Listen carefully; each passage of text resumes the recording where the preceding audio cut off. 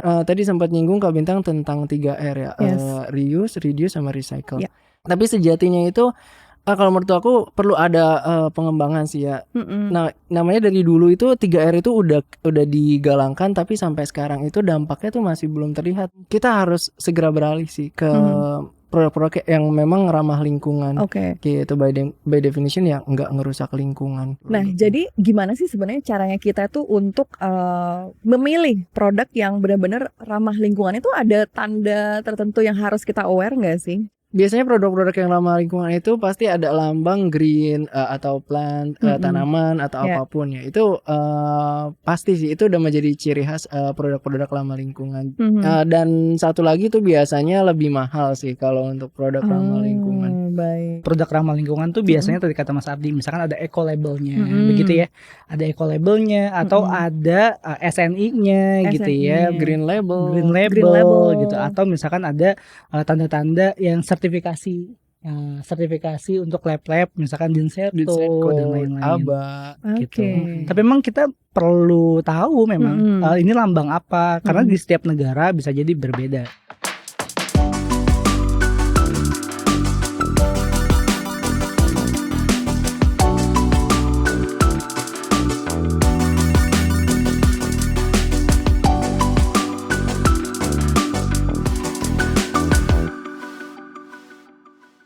Hai Green Hoppers, selamat datang di Bistik Bincang Asik soal plastik ya. Di sini kita akan ngobrol soal keseimbangan hidup.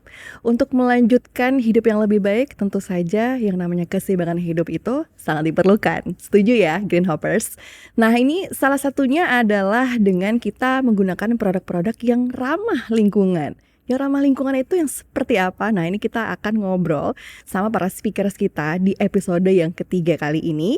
Dan di sini sudah ada Kak Azad Sudrajat dari Government and Public Relation. Kemudian ada Kak Sarah Audadi dari Partnership, Sustainability and Impact. Dan juga ada Kak Muhammad Ardiansyah dari Research and Development. Tentunya bersama saya, Bintang Cahya, yang akan menemani Green Hoppers ngobrol-ngobrol bersama mereka ya. Jadi keseimbangan hidup ini mulai dari ngobrolin soal gimana gaya hidup kita, lalu bagaimana kita menjaga lingkungan sekitar kita, sampai bagaimana kita bisa mengurangi dampak negatif terhadap lingkungan. Halo Halo Kak Bintang. Apa kabar? Amazing. Baik. Amazing. Ya, alhamdulillah ketemu lagi di Bistik. Terima kasih buat waktunya untuk kakak-kakak bertiga ini. Di sela-sela kesibukan ya di Green Hop, tapi masih suka banget loh sharing sama Green Hoppers. Banget. Sibuk gak kita sebenarnya? Banget ya. Sibuk. Nih Kak Sarah, Kak Azza, dan juga Kak Ardiansyah ya. Kalau sebagai profesional juga yang sangat lekat dengan isu-isu lingkungan sehari-harinya gitu, boleh dong di-share tips andalan yang selalu dilakukan biar selalu tetap ramah lingkungan. Apa tuh kira-kira ya? Share ke Green Hoppers satu tips aja yang selalu dilakukan biar tetap ramah lingkungan. Mau ke Sarah dulu. Kalau aku ramah lingkungan berarti sebenarnya sederhana sih. Satu yang terus aku ulang-ulang ya. Kalau aku melakukan hal A hari ini, kira-kira dampaknya apa ya? Jadi selalu mikirin dampaknya ya. Selalu mikirin dampak. Karena dampak itu kan mungkin gak terasa di kita, tapi terasa di lingkungan atau terasa di ekosistem, terasa di orang lain gitu. Jadi lebih mawas apapun produk yang kita beli, mungkin sesederhana makanan yang kita beli hari ini gitu kan, dampaknya seperti apa gitu. Jadi mungkin kalau untuk produk, tips membeli produk yang ramah lingkungan itu tadi ya, awalnya dari itu tadi, berpikir bagaimana dampak dari setiap kegiatan kita. Benar-benar penuh kesadaran ya kalau Kak Sarah ini orangnya. Alhamdulillah masih sadar. Dari Kak Azad. Kalau aku pilih yang paling simple dan yang paling bisa kita lakukan. Misalkan kalau aku kalau kita wudhu nih ya, misalkan buka kerannya dikit aja. Baik. Gitu kan tuh, itu udah sustainable banget tuh gaya itu. Jadi karena kan nggak mungkin kita bosok-bosok sampai mandi misalkan, enggak kan. Ya Mas Ardi ya, gak sampai mati, jadi dikit aja udah sampai, yang penting sah begitu. Kayak gitu-gitu juga udah sustainable sih Mbak. Wow, amazing. Kak Ardi? Kalau aku sih ya untuk nge-keep up prinsip aku ya tentang ramah lingkungan ya. Sebenarnya nggak jauh beda sih sama Kak Sarah ya. Jadi aku tuh tipikal yang dari sononya tuh udah nggak enakan. Jadi bahasanya apa ya? Kalau aku ngebuang sampah itu sembarangan tuh ada kayaknya feeling ngerugiin guilty. deh. Iya, feeling Iya. guilty banget dan Perasa banget Bapak ya. iya, baperan soalnya. Sensi ya. Ini Jadi sensi yang positif ya. jadi aku selalu kayak gitu. Nanti berdampak nggak ya? Even kalau aku di jalan yang ini ada batu lagi, sebentar pinggirin gitu. Itu emang dari sononya kali ya kayak gitu. Jadi aku keep up my prinsip tuh kayak gitu. Oke. Gitu. Tetap ngelakuin aja yang nggak ngerugin orang lain gitu. Sama lingkungan pastinya. Alright. Nah, ini menarik banget ya karena kalau semakin berkembangnya zaman, percepatan teknologi dan ekonomi industrial sebagainya, kita sadar banget kan kalau di luar sana yang namanya produk-produk itu semakin banyak pilihannya. Terus bahkan klaimnya adalah produk ramah lingkungan gitu kan. Nah, ini sebenarnya apa sih definisi dari produk ramah lingkungan nih? Apakah yang 3R itu udah pasti nih? Pasti ramah lingkungan tuh? Atau cukup 3R aja tuh gimana? Ya kalau menurut aku sih kalau by definition ya ramah lingkungan itu sebenarnya nggak ngerusak lingkungan ya. Itu prinsipal banget ya. Prinsip banget ya. Jadi nggak ngerusak lingkungan gitu. Tadi sempat nyinggung Kak Bintang tentang 3R ya. Reuse, reduce, sama recycle. Nah sebenarnya sih ya impact-nya itu jelas walaupun hanya 9% ya, 5-9% itu sampah plastik kita tuh yang di recycle ya. Sebagai contohnya aku ngambil sampah plastik ya.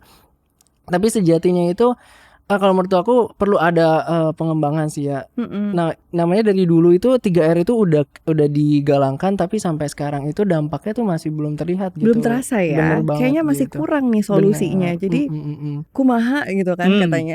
Iya. Kalau menurut aku memang kita harus segera beralih sih ke produk-produk yang memang ramah lingkungan. Gitu by definition ya nggak ngerusak lingkungan. Alright. Gitu. Nah, jadi gimana sih sebenarnya caranya kita tuh untuk memilih produk yang benar-benar ramah lingkungan? Itu ada tanda tertentu yang harus kita aware nggak sih? Ada ciri-cirinya nggak? Oke, kalau milih produk yang ramah lingkungan ya, itu memang pasti dia ada cirinya karena itu punya nilai jual ya, Kak Bintang. Biasanya produk-produk yang ramah lingkungan itu pasti ada lambang green atau plant, tanaman atau apapun ya. Itu pasti sih itu udah menjadi ciri khas produk-produk ramah lingkungan.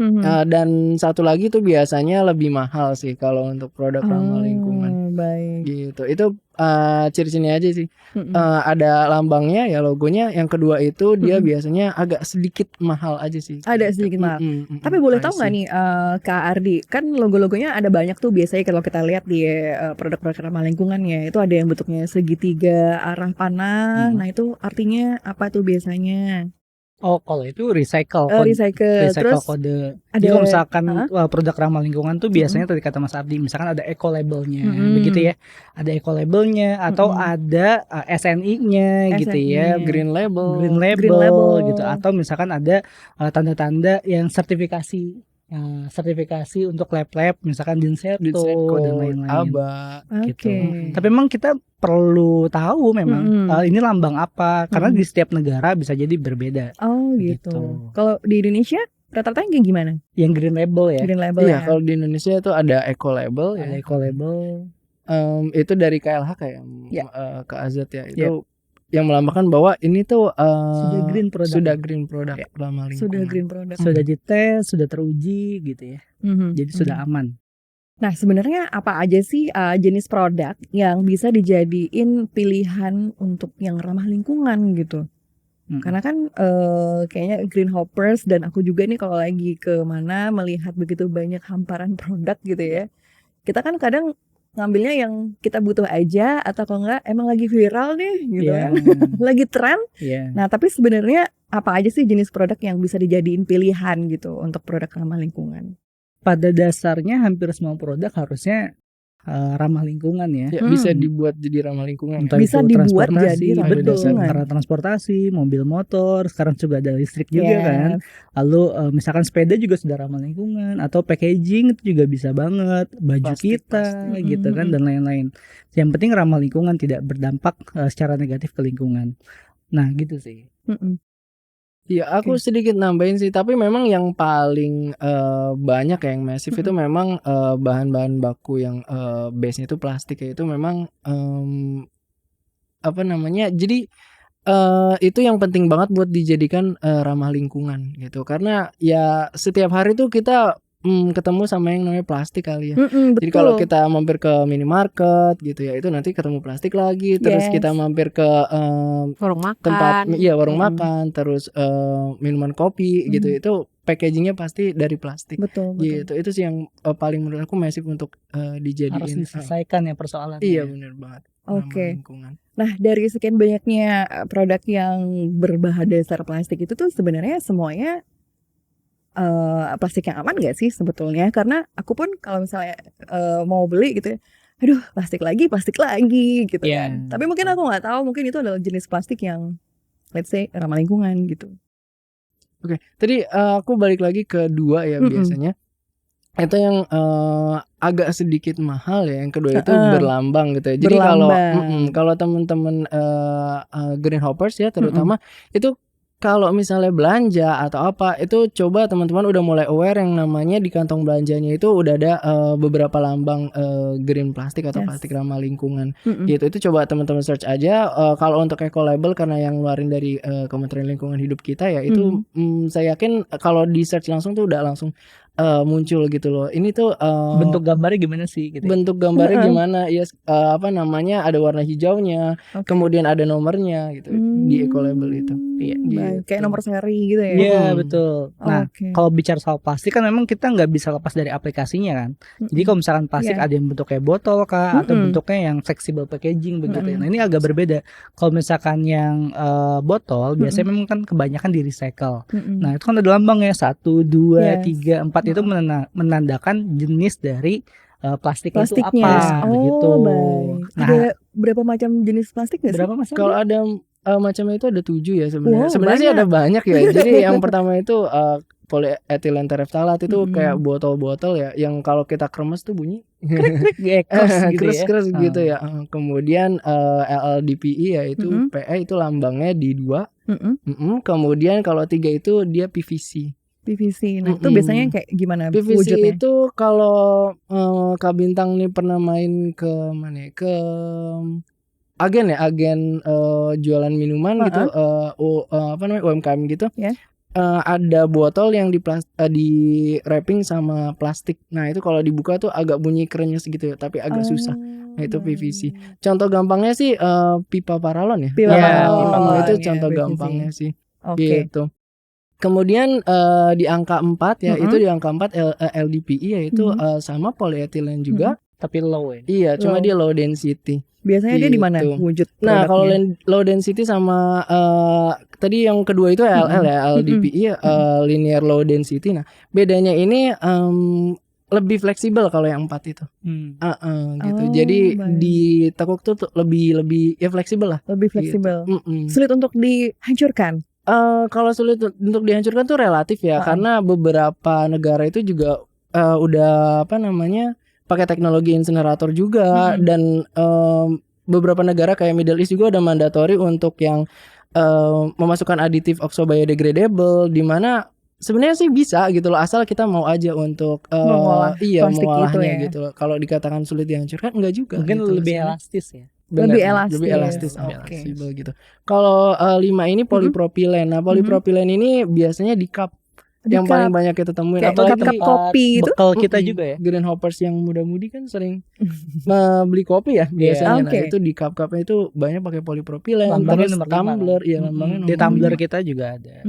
Kalau 6 polistiren. Polistiren ini gampangnya, kalau waktu kecil tuh aku suka beli mie di warung jajan gitu yang seblak gitu ya.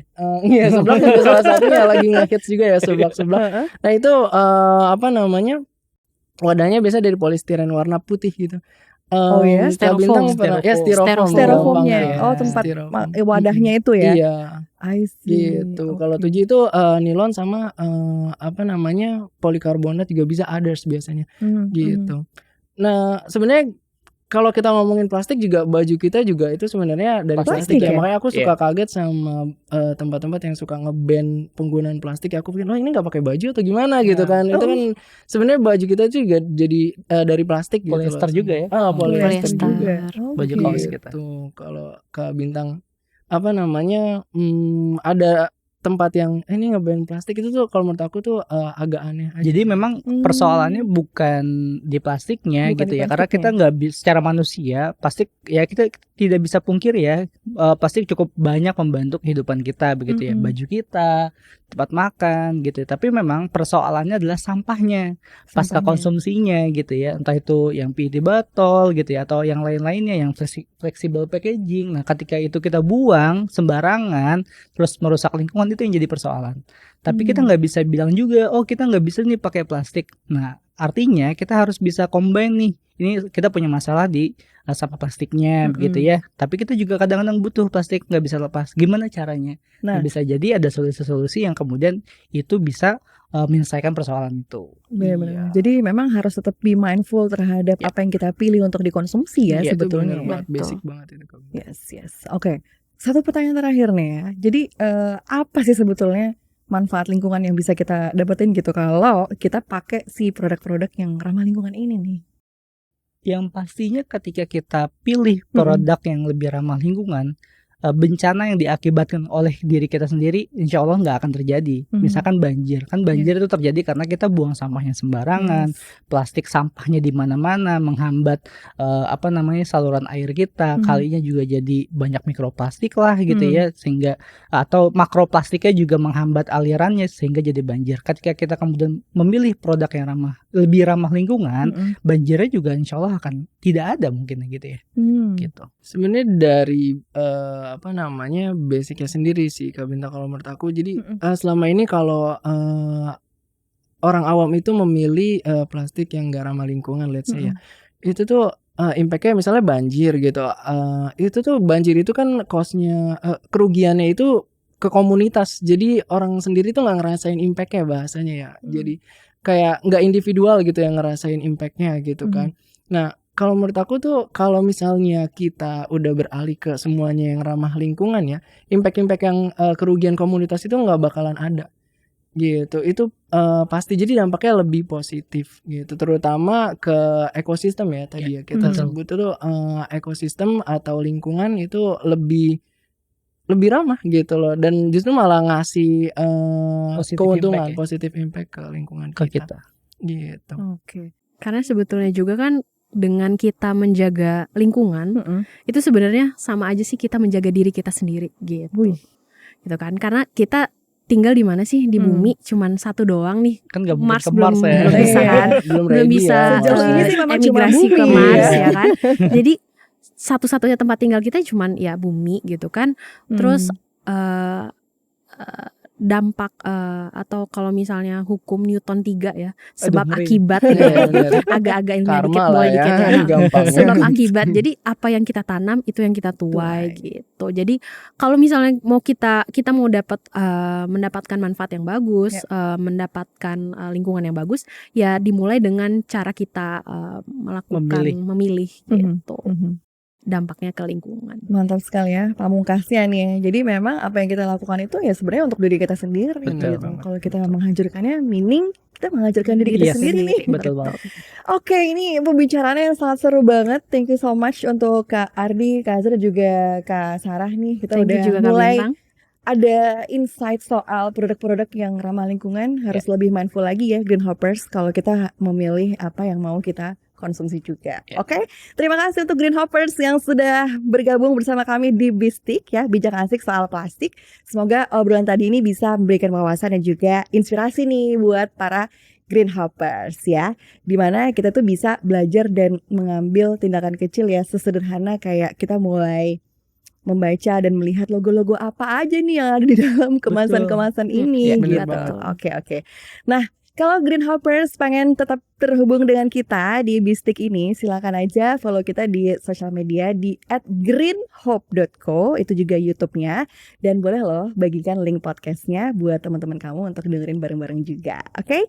Kita ketemu lagi di episode selanjutnya Green Hoppers. Sampai ketemu lagi dan salam Bistik, bincang asik soal plastik.